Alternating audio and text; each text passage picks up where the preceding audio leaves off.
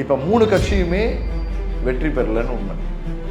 திமுக நினைத்தாலும் ஆட்சி அமைக்க முடியாது, அதிமுக நினைத்தாலும் ஆட்சி அமைக்க முடியாது, தாவேகா நினைத்தாலும் ஆட்சி அமைக்க முடியாது. அதில் வேற ஒரு ஷாக்கிங் இன்ஃபர்மேஷன் கொடுத்துருக்கிறது என்னன்னா, திருச்சி கிழக்கில் விஜய் அவர்கள் தொகுதியில் சகாயம் ஐஏஎஸ் அவர்கள் போட்டி போட போகிறார். டிஎம்கே அலைன்ஸ்ல இருக்க பார்ட்டியை மட்டும் உடைச்சா பத்தாது, ஏடிஎம்கே அலைன்ஸ்ல இருக்க பார்ட்டியும் உடைச்சு டிஎம்கே அலைன்ஸ்ல இருக்க பார்ட்டியும் உடைச்சு உள்ள கொண்டு வரும்போது தான் வேலை ஈஸியாகும். மசோதாக்கள் வந்து கையெழுத்துப்பட போகல அப்படின்னா ஆட்சி கலைக்கிறதுக்கான விஷயத்துக்கு போயிடுவாங்க. அப்ப டிஎம்கேவும் ஏடிஎம்கேவும் இணைந்தால் அந்த பெரும்பான்மை கம்ப்ளீட்டா பிரசிடென்ட்டோட ஆட்சி உள்ள வரும். அடுத்த 6 மாச காலங்கள் இதுல போகும். திருப்பி ரீ எலெக்ஷன் நடக்கும். 234 தொகுதியிலும் எலெக்ஷன் கன்ஃபார்ம் ஆகும். 4ஆம் தூண் நேயர்கள் அனைவருக்கும் வணக்கம். இன்று நம் நிகழ்ச்சியின் சிறப்பு விருந்தினர் மக்கள் நல செயல்பாட்டாளர் ஹரிகிருஷ்ணன் அவர்கள் இணைந்துள்ளார். வணக்கம் சார். வணக்கம். ஒரு விசில் புரட்சி ஏற்பட்டிருக்குன்னே சொல்லலாம் தமிழகத்துல. எம்ஜிஆர் அவர்களே ஓவர்டேக் செய்து வந்த 2 வருடத்திலே நான் வந்து ஆட்சியை பிடிச்சிட்டேன்ற பெருமிதத்தையும் வந்து விஜய் அவர்கள் இப்ப வாங்கியிருக்காரு. இதை எப்படி பாக்குறீங்க? இது என்ன மாதிரிலாம் போகும் சார் இந்த ரூலிங்ன்றது இந்த அடுத்த 5 வருஷத்துக்கு? அடுத்த 5 வருஷம்ன்றதே நமக்கு இன்னும் ஒரு 15-30 நாள்ல தான் எப்படி இருக்க போகுது அப்படின்றது தெரியும். ஏன்னா இதுல நிறைய ப்ராக்டிக்கல் அண்ட் சேலஞ்சஸ் இருக்கு. ஆனா ஹிஸ்டாரிக்கலா, அதாவது இன்னும் சொல்ல போனா வந்து கடந்த ஒரு 50 ஆண்டுகளாக ஒரு 5 தலைமுறையாக எதிர்ப்பதற்கு யாருமே இல்லைன்னு 2 கட்சிகள் வந்திருக்கக்கூடிய இடத்துல ஒரு கட்சி 3 வருடங்களுக்குள்ள தன்னை நிலைப்படுத்துறது மட்டும் அல்லாமல் மெஜாரிட்டி ஆஃப் மக்கள் கிட்ட போய் கொண்டு சேர்ந்து கிட்டத்தட்ட வந்து 1.5 கோடி ஓட்டுகளுக்கு மேல வாக்காளர்கள், ஏன்னா 4.5 கோடி தான் மொத்த வாக்காளர்களுக்கான இதுனா அதுல 1.5 கோடிக்கு மேல எடுத்து இத்தனை இடம் 107 இடங்கள்ல வந்து வெற்றி பெற்றிருக்கிறார்கள் அப்படின்னா, அதுலயும் குறிப்பாக அமைச்சர்களை தோல்வியடைய வைத்து வெற்றி பெற்றுவதுன்றது வந்து அவ்வளவு சாதாரணமான ஒரு விஷயம் இல்லை. நீங்க காமன் ஒரு எம்எல்ஏ கேண்டிடேட் அப்படின்னா அது பெருசா மக்கள் கண்டுக்க மாட்டாங்க. பட் ஒரு மினிஸ்டர் கேண்டிடேட் அப்படின்றது வந்து அந்த மினிஸ்டர் எப்பவுமே அந்த தொகுதியோட நலனுக்காக அதிகமா செயல்படுறது வழக்கம். அது 2வது கட்டம் நம்ம போகணும். அது வந்து it is a very shocking information, including TVK பார்ட்டிக்கே அது பெரிய ஷாக்கிங் இன்ஃபர்மேஷன்ஸா தான் இருக்கும். ஸோ ஏன்னா மினிஸ்டர்ஸ் எல்லாம் அதுதான் நம்ம பார்க்குற அந்த இது இருக்கலாம். பட் ஆனால் சீஃப் மினிஸ்டரோட கான்ஸ்டிடுவன்சியா இருக்கக்கூடிய கொளத்தூர் தொகுதி அப்படின்றது வந்து இட் இஸ் அ வெரி பயங்கர டெவலப் பண்ணக்கூடிய ஒரு கான்ஸ்டிடுவன்சி.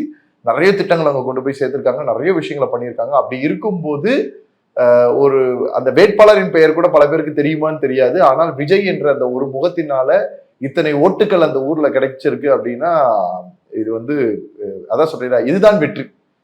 ஆட்சி அமைப்பதை விட பெரிய வெற்றின்றது இதுதான் வெற்றியாக இருக்க முடியும். அதே மாதிரி இந்த தோல்வியை ஏற்றுக்கொண்ட அதுவும் ஒரு வகையில ஒரு வெற்றியா தான் பார்க்கப்படுது. அந்த மனப்பான்மை வேணும் இல்லையா? அன்னைக்கே வந்து வெளியும் வந்திருக்காரு, அவர் அறிவாலையும் போயிருக்காரு. அது எந்த ஒரு பொலிட்டிக்கல் லீடருக்கான குவாலிட்டிங்க. இன்னைக்கு இந்த நாம எல்லாருமே நிறைய விஷயம் சொல்றோம். இந்த இடம் எப்படி இருக்கு அப்படின்னா, நம்ம அரசியல்ல வந்து ரொம்ப பெரிய ஒரு பின்போக்குத்தனமாகவும் பின்னோக்கி சென்றிருக்கிறோன்றதான் உண்மை. நீங்க ஒரு காலத்துல வந்து அரசியல் அப்படின்னு வரும்போது நடந்து வந்தவங்களும் சைக்கிள்ல வந்தவங்களும் எலெக்ஷன்ல நின்று போட்டி போட்ட ஒரு தளம் தான் அது அரசியல் தளம். சாமானிய ஒரு மனிதர்ல இருந்து ஒரு சாமானிய மனுஷன் அரசியல் தலைவராக உருவெடுத்து, சமூக தலைவராக உருவெடுத்து, மக்களுக்கான நலன்களை கொண்டு சேர்த்து மக்களுக்காக தன் வாழ்க்கையை அர்ப்பணிக்கக்கூடிய ஒரு தளமாக இருந்ததுதான் அரசியல் தளம்.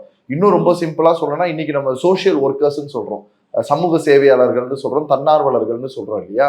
ஸோ அந்த ப்ராக்ரஸை நீங்க வந்து அப்படியே இதோட ஒப்பிட்டு பார்த்தீங்கன்னா அதோட அதிகப்படியான வெர்ஷன் ஒன்று இருக்குல்ல, முழு நேர சமூக பணி அப்படின்றது தான் கிட்டத்தட்ட அரசியல் பணி அப்படின்னு சொல்லப்படுது. அதுலதான் இன்னைக்கு நம்ம பல பிரச்சனைகளும் பல விஷயங்களும் தொடர்ந்து பார்த்துக்கிட்டே இருக்கோம். ஆப்போசிட் பண்றதுக்கு ப்ராப்பரான மனிதர்களை உள்ள வராம இருந்தாங்க. அதற்கு நடுவுல வந்தவர் தான் விஜயகாந்த் அவர்கள். ஸோ அவருக்கு இருக்கக்கூடிய நல்ல விஷயத்தை முன்னெடுத்து உள்ள கொண்டு வந்தாரு. 10% ஓட்டு கிட்ட மெஜாரிட்டி பிடிச்சாரு. இன்னும் சொல்ல போனா அவங்க வந்து அன்னைக்கு நீங்க இந்த மாதிரி சிச்சுவேஷன்ஸ் நிறைய இருக்குன்னு வச்சுக்கோங்களேன்.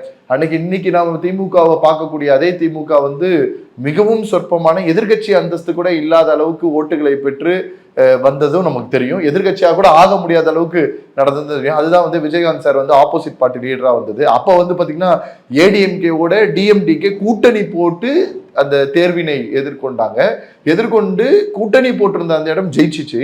ஆனா மெஜாரிட்டி ஆப்போசிட் பார்ட்டியில இருக்கக்கூடிய எம்எல்ஏ சீட்டை விட, அதாவது டிஎம்கேல இருக்கக்கூடிய எம்எல்ஏ சீட்டை விட டிஎம்டிகே எம்எல்ஏ சீட் அதிகமா வச்சிருந்தனால எதிர்கட்சி தலைவராக விஜயகாந்த் மாறினாரு.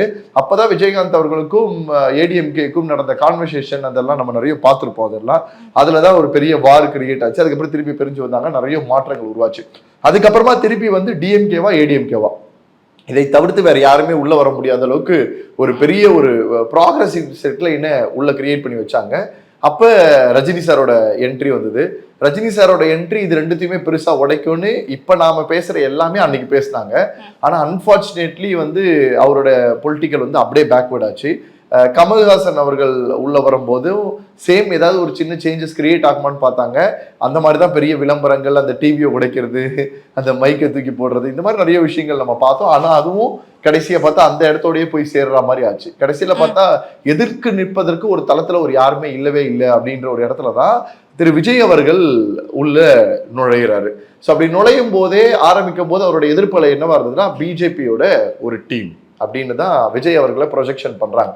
ஸோ முதல்ல அதை உடைக்கிறாரு அவரு. அதுக்கப்புறமா திருப்பி உள்ள வராரு. அதுக்கப்புறம் எதிர்கட்சி தன்னுடைய டைரக்ட் எதிர்கட்சியாக திமுகவை விமர்சிக்க ஆரம்பிக்கிறாரு. ஓப்பனா சொல்லணும்னா அவருடைய அந்த பொலிட்டிக்கல் ஸ்ட்ராட்டஜியில எல்லாருக்குமே திருப்தி இருந்ததுதானா இல்ல, என்னடா இது எப்ப பார்த்தாலும் திட்டிக்கிட்டே இருக்கிறாரு, எப்ப பார்த்தாலும் ஆப்போசிட் பண்ணிட்டே இருக்காரு, நல்ல விஷயத்த பேசவே மாட்டாரு, தன்னுடைய பாசிட்டிவான விஷயங்கள் நோக்கி நகராம எல்லாமே ஆப்போசிட் விஷயமா இருக்குன்றதெல்லாம் நிறைய பேரோட அது குரலாகவே பார்க்கப்பட்டது. அதன் காரணமாகவே நிறைய அரசியல் விமர்சகர்கள் அப்புறம் பத்திரிகையாளர்கள் எல்லாருமே வந்து இன்னும் சொல்ல போனா இப்ப வரைக்கும் கருத்து கணிப்புல கூட என்ன வந்துச்சு, திமுக தான் வாய்ப்பு. டைம்ஸை தவிர இன்னும் ஒரு ஆக்சிஸ் மை இந்தியான்னு நினைக்கிறேன், அது ரெண்டை தவிர மீதி எல்லாத்துலயுமே திமுக தான் பேசப்பட்டுச்சு.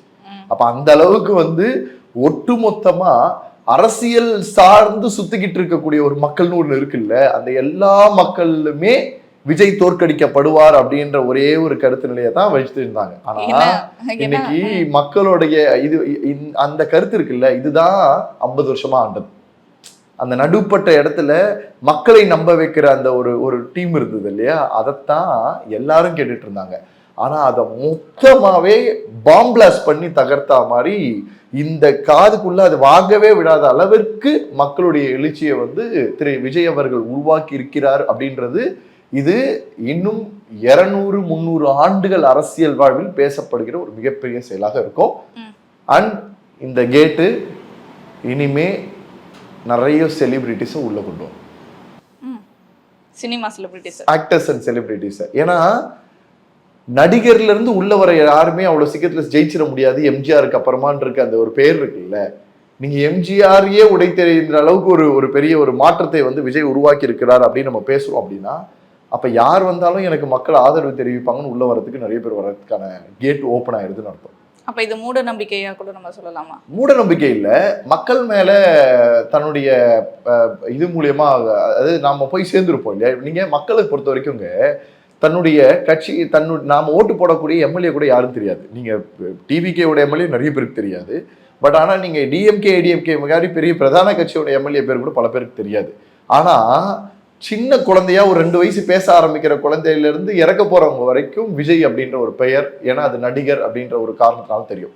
நான் இதை ஆக்சுவலி முன்னாடியே ரொம்ப பெருசா எதிர்த்தேன். நீங்க பாத்தீங்கன்னா நிறைய இடத்துல வந்து பாத்தீங்கன்னா நடிகர் என்ன தகுதி இருக்கு, நடிக்கிறாங்கன்னா என்ன இருக்கு அப்படின்றதெல்லாம் நிறைய இடத்துல நீங்க பேசுறதை பார்த்துருப்பீங்க. கடைசி 2.5 வருஷமாவே இந்த ஒரே ஒரு டாபிக் மட்டும் தான் பெருசா இருந்திருக்கும். ஆக்சுவலி அதுல நான் கம்ப்ளீட்லி ஆப்போசிட். ஏன் அப்படின்னா நடிப்புன்றது ஒரு வேலை இல்லையா, நீங்க வந்து என்ன வேலை வேணா செய்யுங்க, நடிப்புன்றது ஒரு வேலை, எல்லாமே ஒரு வேலை தான்.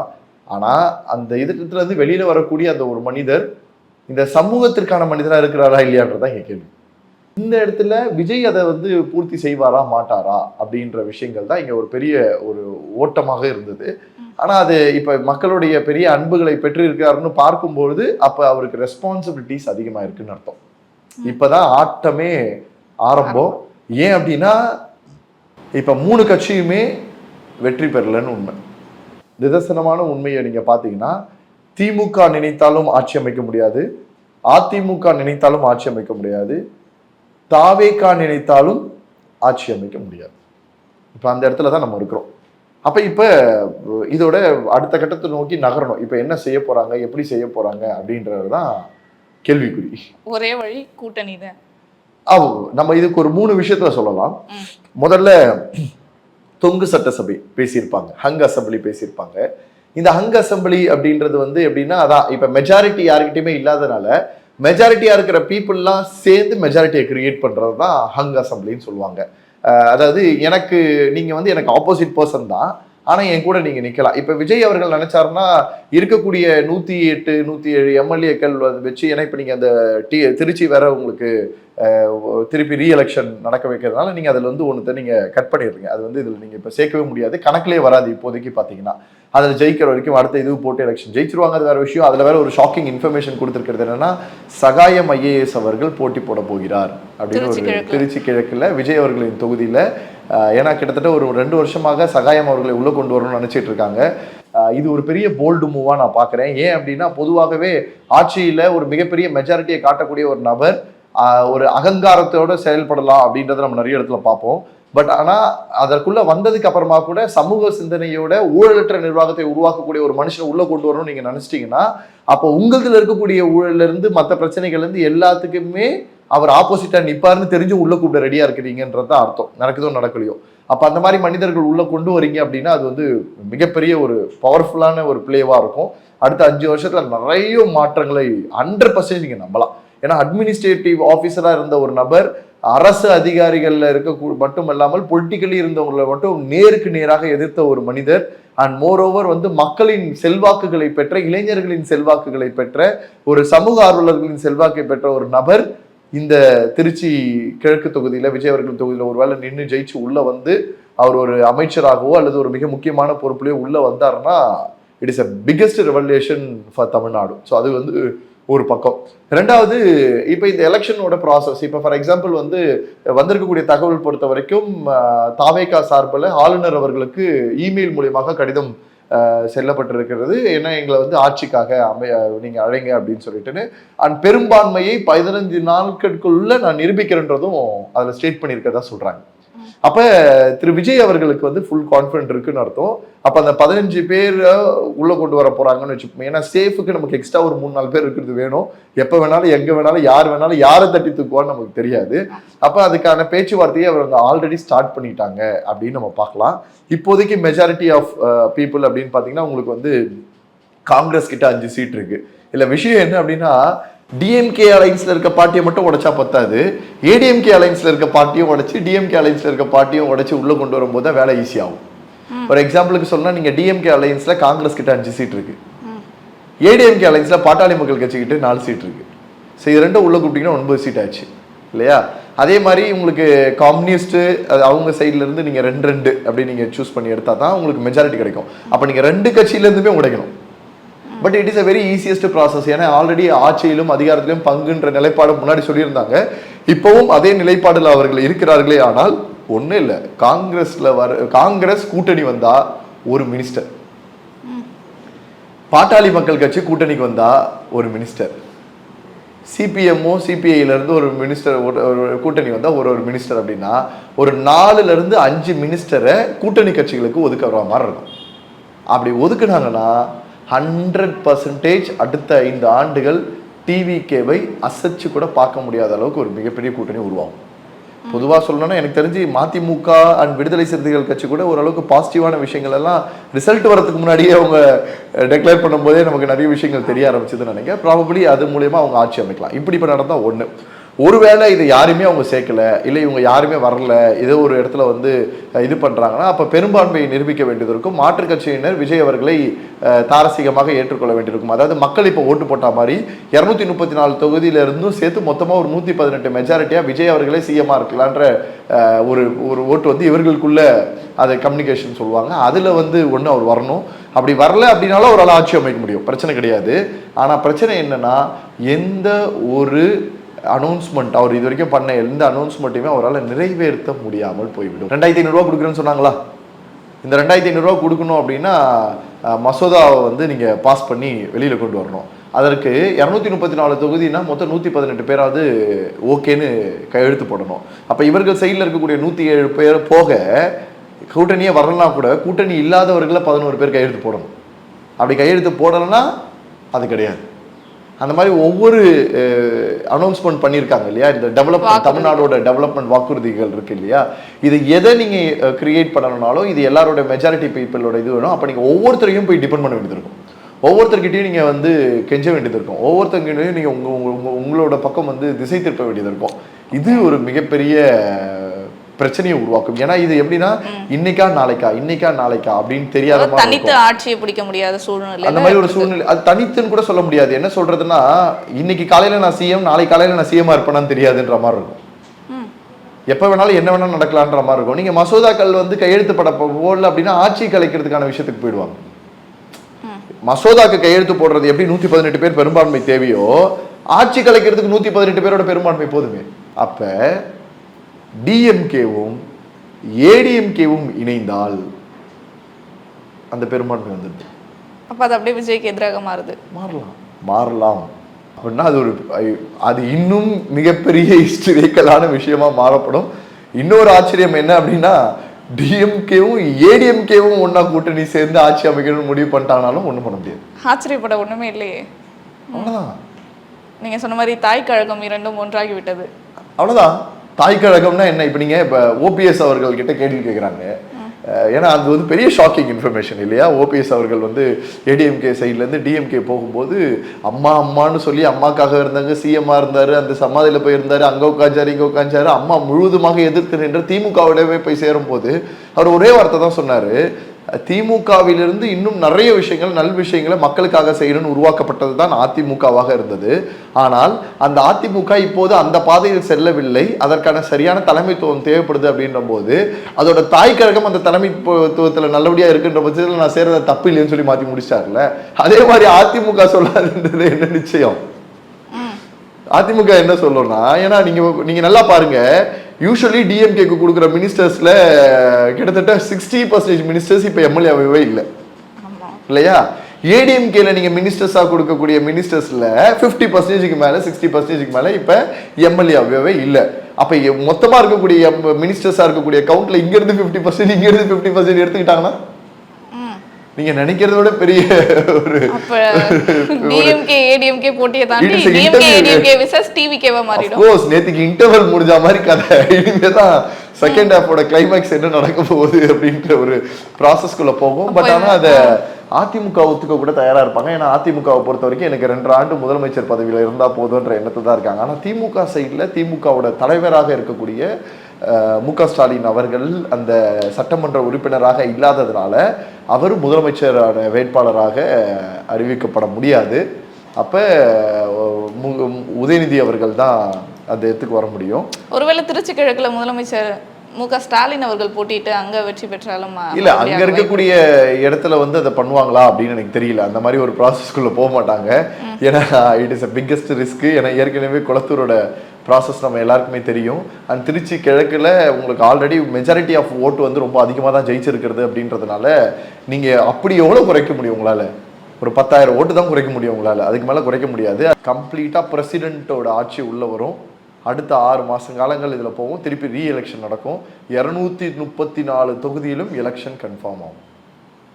இது நடக்கிறதுக்கான வாய்ப்புகளும் அதிகம் இருக்கு. யோசிச்சு பாருங்க. அப்ப இந்த 2026 தேர்தல்ன்றது பல ட்விஸ்ட் அண்ட் டர்ன்ஸ். 2026 வந்து இன்னும் 2000 வருஷங்களுக்கு பேசப்பட போற ஒரு மிகப்பெரிய தேர்தல்.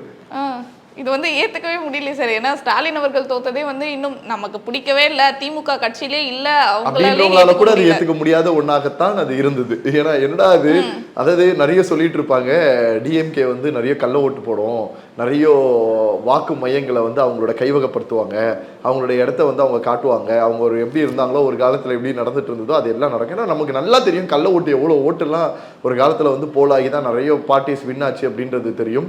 இன்னைக்கு நிதர்சனமான இது என்னன்னா எஸ்ஐஆர் தான் பெரிய இம்பாக்ட். எஸ்ஐஆர் வந்து நீங்க யாரெல்லாம் நீங்க ஆதரிச்சீங்களோ அதுதான் விஜய் அவர்களின் வெற்றிக்கு மிகப்பெரிய வாய்ப்பாக உருவாகி இருக்குன்றதை நம்மளால மாற்ற முடியாது. அதனாலதே திமுக முன்கூட்டியே எச்சரிச்சு எஸ்ஐஆரை எதிர்த்து போராட்டங்கள்ல அப்ப இன்னைக்கு எஸ்ஐஆர் மூலமா அதை ரிமூவ் ஆகும்போது இது பெரிய ப்ராசஸ். அதுல கூட நடுவில் நிறைய பேர் பேசிட்டு இருந்தாங்க. நான்லாம் ஒத்துக்கவே மாட்டேன். 100% அவங்க பீப்புள் சொன்னாங்க இது விஜய் அவர்களுடைய இம்பாக்ட் கிடையவே கிடையாது, எஸ்ஐஆர்னால போன இருந்த ஓட்டை விட இந்த வாட்டி கம்மி. அதெல்லாம் பச்சை பொய். உங்களுக்கு தெரிய வேணாமா, மனசாட்சியோட பேசுங்க. நீங்க வந்து போன ஒரு 5 வருஷத்துக்கு முன்னாடி நடந்த அதே ஓட்டர்ஸ் கவுண்ட் இந்த வருஷம் இருக்கா? இல்ல. 5 வருஷத்துக்குள்ள எத்தனை பேர் 18 வயசை தாண்டி இருப்பாங்க? இல்ல எத்தனை பேர் உள்ள வந்திருப்பாங்க? அப்புறம் நீங்க எப்படி வந்து மனசாட்சியே இல்லாம வந்து இந்த பொய் புழுவுறதுல தான் இந்த இடத்துல எல்லாம் பெருசா தோத்து போனாங்களே. விஜய் அவர்களின் இம்பாக்ட் உண்மையிலேயே அதிகம். விஜய் அவர்களுடைய இம்பாக்ட் உண்மையிலேயே அதிகம். ஏங்க 34.4% ஓட்டுகளை வந்து ஒரு மனிதரால வாங்க முடியுதுன்னா அது என்ன சாதாரணமான விஷயம் நினைச்சீங்களா? மொத்தம் இருக்கக்கூடிய 90% தான் இருக்கு அப்படின்னா அதுல மூணுல ஒரு பங்கு ஓட்டை வந்து ஒருத்தர் வாங்குறாருன்னா நீங்க வந்து என்ன நினைச்சிட்டு இருக்கீங்க நீங்க அந்த விஷயத்துல? அப்போ ஒரு மனிதர் தன்னுடைய எந்த அதான் சொன்னல நாமளா தப்பான ஸ்ட்ராட்டஜின்னு சொல்லிட்டு இருந்த ஸ்ட்ராட்டஜியை சரியான ஸ்ட்ராட்டஜின்றதை அவர் ப்ரூவ் பண்ணியிருக்காரு. கண்டிப்பாக சார். நீங்கள் சொன்ன எல்லாமே வந்து விஜய் அவர்கள் அடுத்தடுத்து வர காலங்களில் எப்படி பண்ணுறாரு, இந்த 5 வருடங்களை எப்படி அவர் யூஸ் பண்ணிக்கிறாருன்றதை பொறுத்திருந்து பார்ப்போம். தொடர்ந்து பல நிகழ்வுகளை பற்றி பேசுவோம். நன்றி சார்.